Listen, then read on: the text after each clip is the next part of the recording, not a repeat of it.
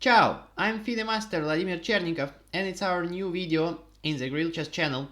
It will be about new tournament that is playing now in Poland, Superbet Rapid and Blitz, where all the top GMs are playing for a win. It's a part of the Grand Chess Tour, so a very important tournament in terms of the points that people can receive there. And let's see today all the 3 games of the day number 1 played by Kirill Shevchenko. So it's a Ukrainian-Romanian Grandmaster. This guy was starting in Ukraine, of Ukrainian nationality. Now I know that he represents Romania and plays for this country.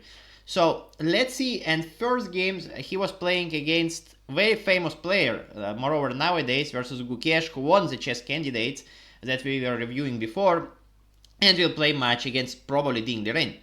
So let's see, directly to the point.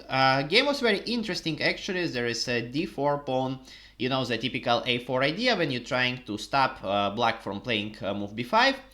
Bishop f5, and this line with knight h4 and e3. So idea of the opening, right, that white wants to sooner or later recover this pawn first of all with e3, and then if it's possible play e4. So bishop f5, knight here.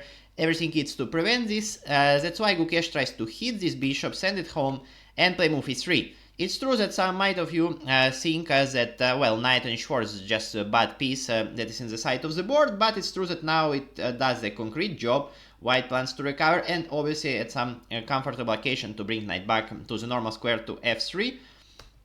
Then e5, bishop c4. This is all theory here.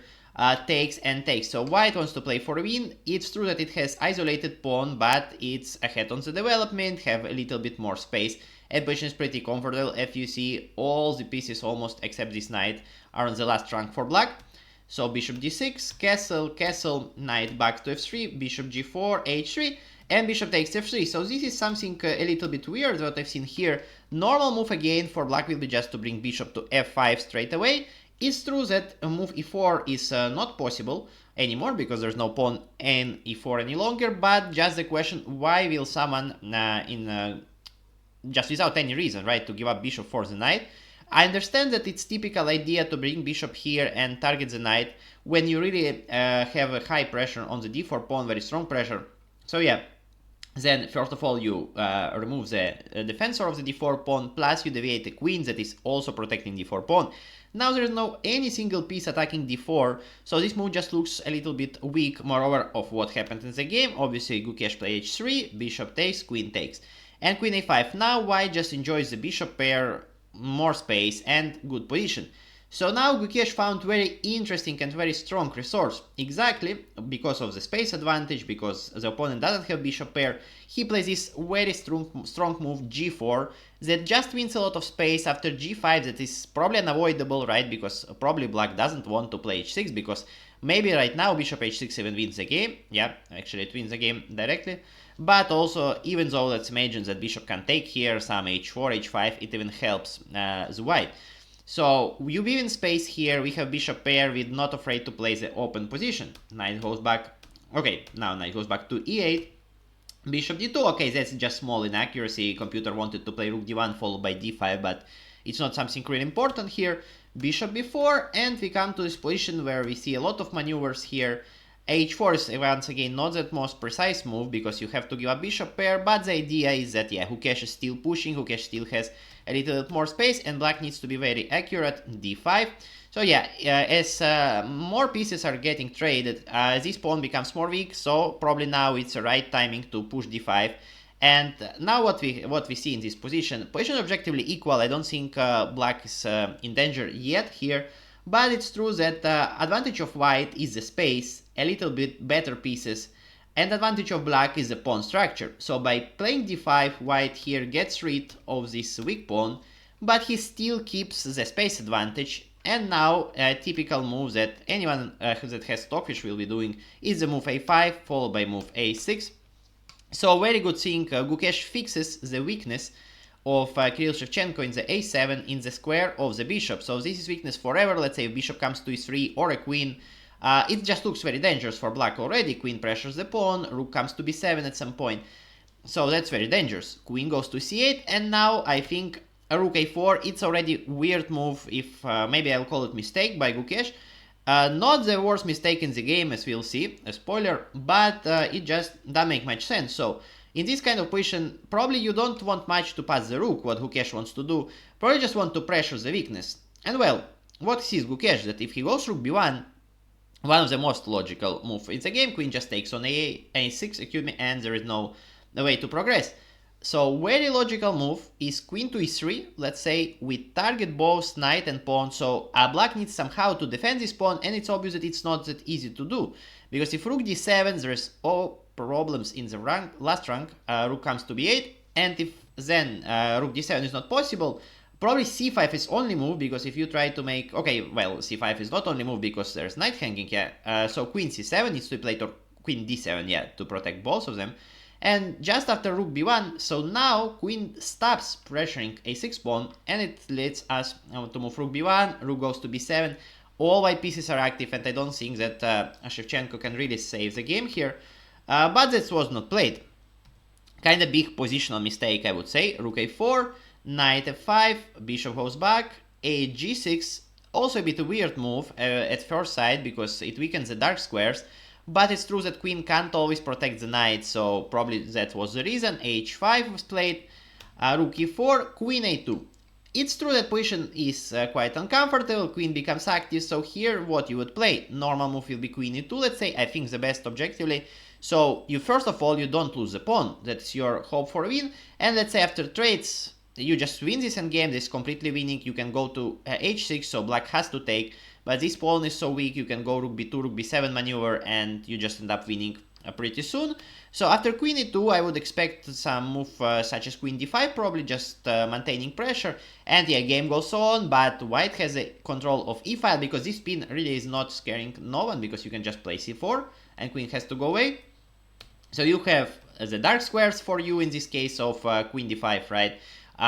Over here, weakness, you have an e-file, you have better pawn structure now because your pawns are more advanced, the weakness on a7, and probably just with the technique, white will be winning. So what was my surprise when I saw the game, and I saw this move, queen to d3, I saw that it's just some, you know, some problem with the pigeon, looks like white just blunders queen in one, and I said, can Shevchenko just take this queen? And obviously he can, that's what he did, and won the game. What was the problem? Gukesh simply blundered that after rook e8 check, he wanted to become sneaky and give this beautiful checkmate with the pawn, but the knight is just in front of his face, he takes on h6, and Gukesh resigns the game. We should say that probably other idea was, but I don't think so. I mean, bishop e5 was another move, but yeah, well, I mean, f6, bishop takes f6, king f7, rook e7, and okay, even rook e7 is not possible. There's no just follow-up for white.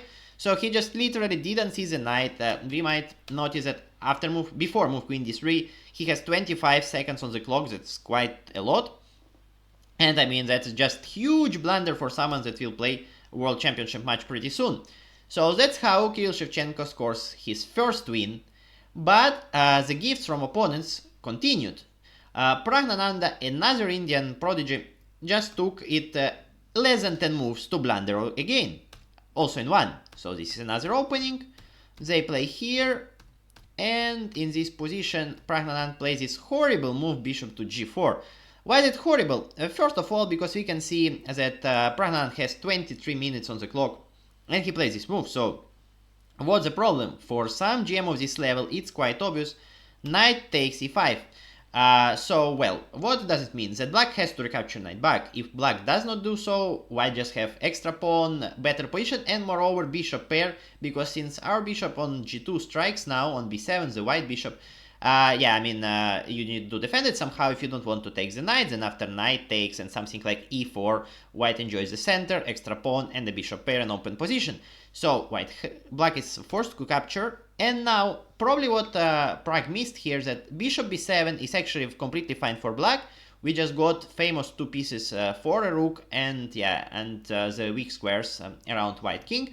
But the intermediate move, bishop b4, as I say always to my students, try to calculate all the possible force moves. Bishop b4 just almost wins the game on the spot. What's the problem here? So queen is under attack.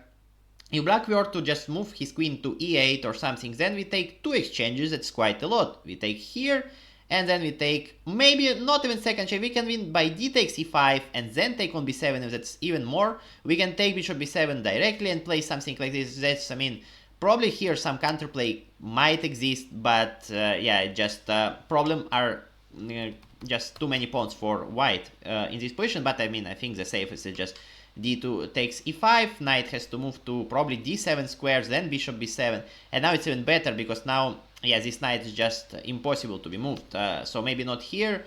Yeah, I mean, knight e8 also doesn't sound promising. You can take here as well, and after knight d7 there's no connection between queen and rook, so I mean, that's just dead loss.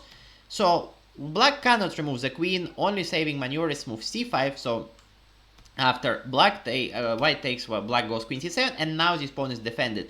So it's true that there is really two pieces for a rook, but the problem is that, let's count the pawns, white has three pawns extra, so it kinda removes this one of these pieces, so we can count that the white has just extra exchange, and also very powerful center. If white managed to play something like f4, maybe to place bishop on d5, activate rooks, it will be just completely winning.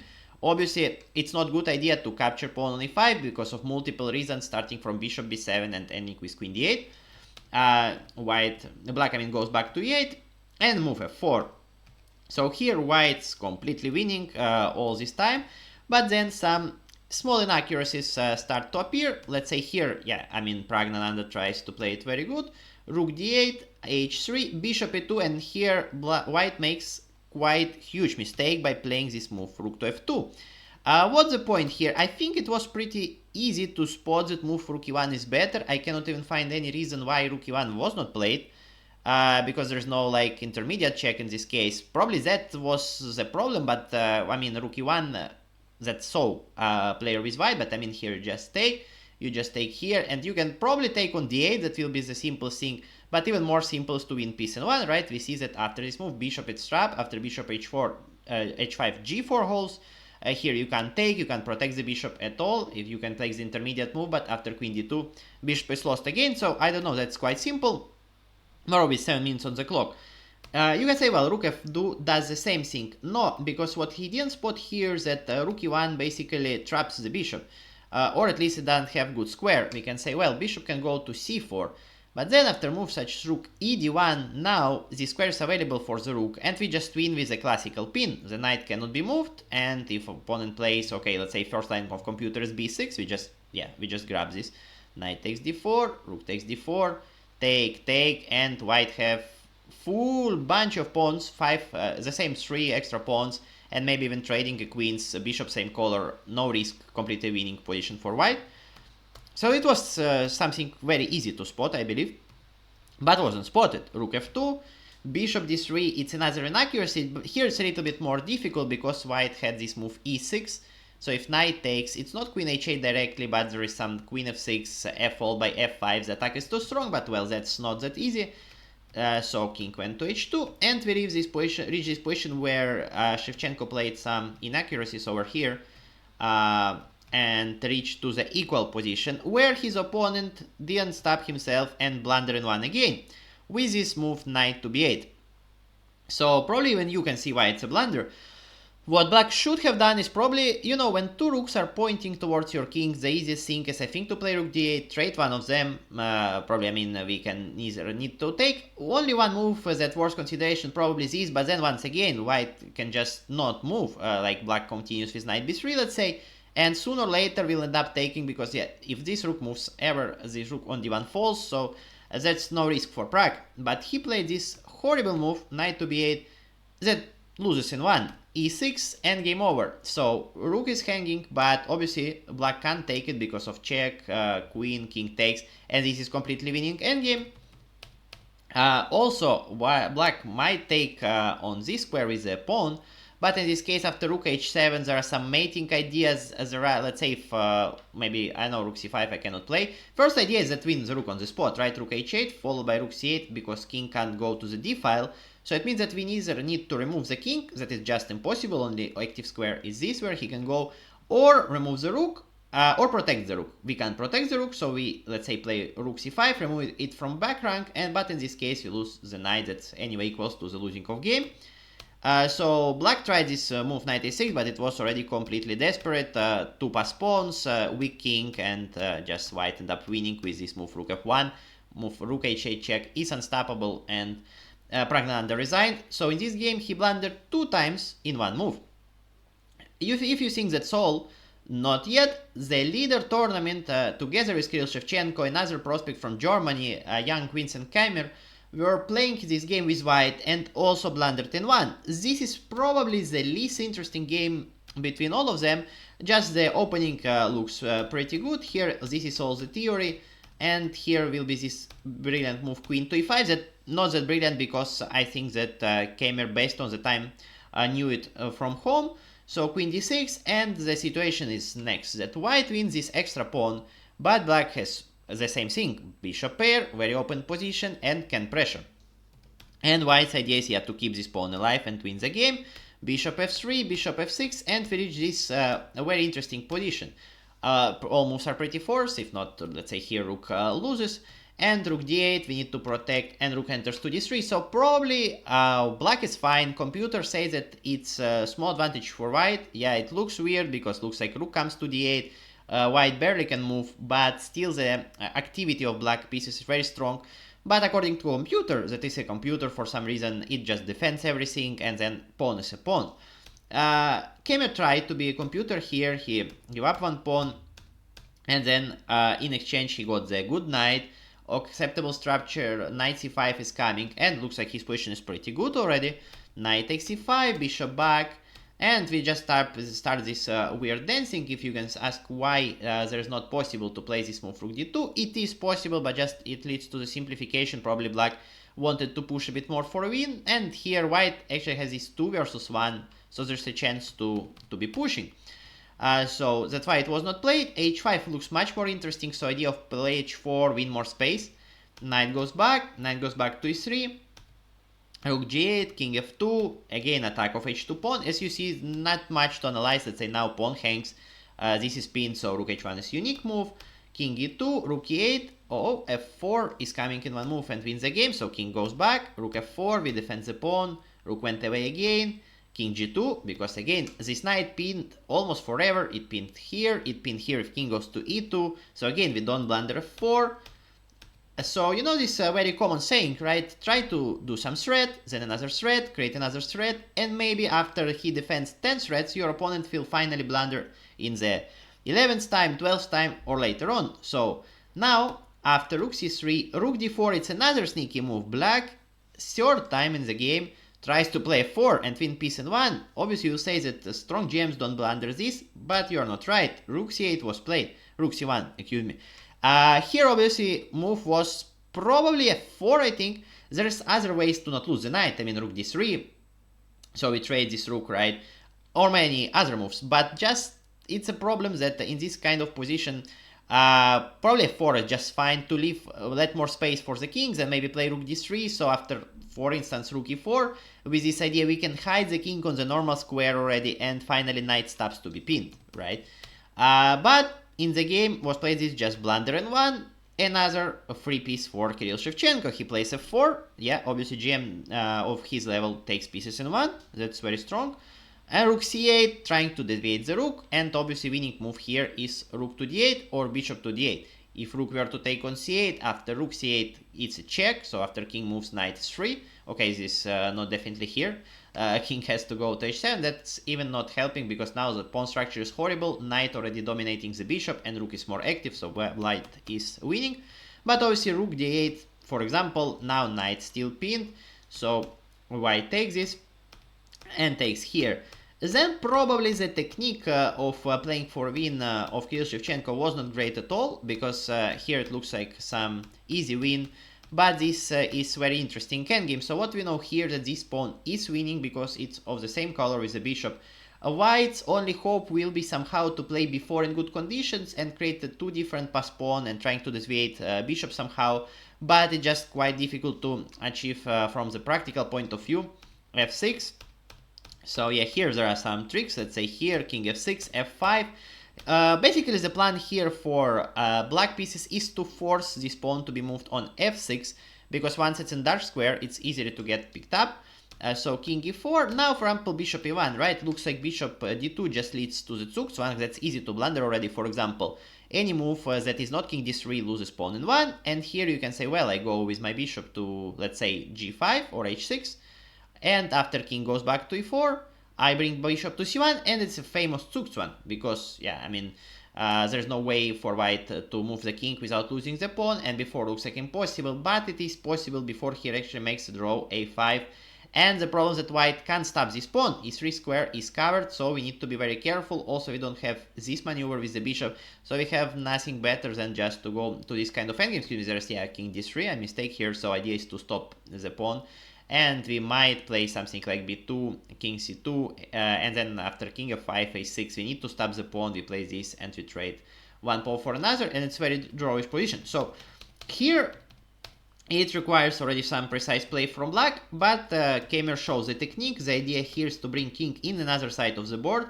So we stop any counterplay from white, we stop the idea of b4, and this pawn never ever moving, because once it's in dark square, it's end up lost. So let's see what happens. Bishop b4, king f5, and here black achieves this position where he will penetrate with the king on the queen side, so f6 is played. For instance, if white were to play any other move except of f6, let's say king c4, looks good to stop all these things, but after some moves such as bishop c5, black keep advancing, right? So f6 is forced because, yeah, probably don't want to go here, because then king is here, we just take the pawn for free. Before now, never is possible. So you anyway will end up playing f6, for example. So f6 was played already here, but bishop b4, blockading any counterplay, and now we can safely come to take this pawn with the zugzwang, here check. We take, I don't know for what reason game continued now, probably, yeah, I mean, black was winning with any move here. Finally, Vincent Kamer resigned, yeah, and Shevchenko will pick a very strong queen here. So, we saw these 3 games, as we see the blunder piece in 1 in the 3rd game, the 2 different blunders in 1 in the 2nd game, and 1 blunder of the queen that a long time since I saw it in the GM level, in the Rapid, not even the Blitz game, not even Bullet game, from Gukesh. So it led to Kirill Shevchenko to unexpectedly will be leader of the tournament with 3 wins in 3 games.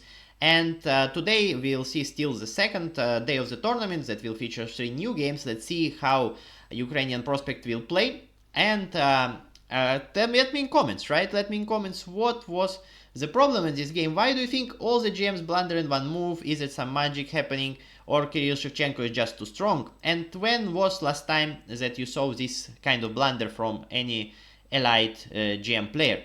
Thank you for watching, and we'll catch up in the next videos.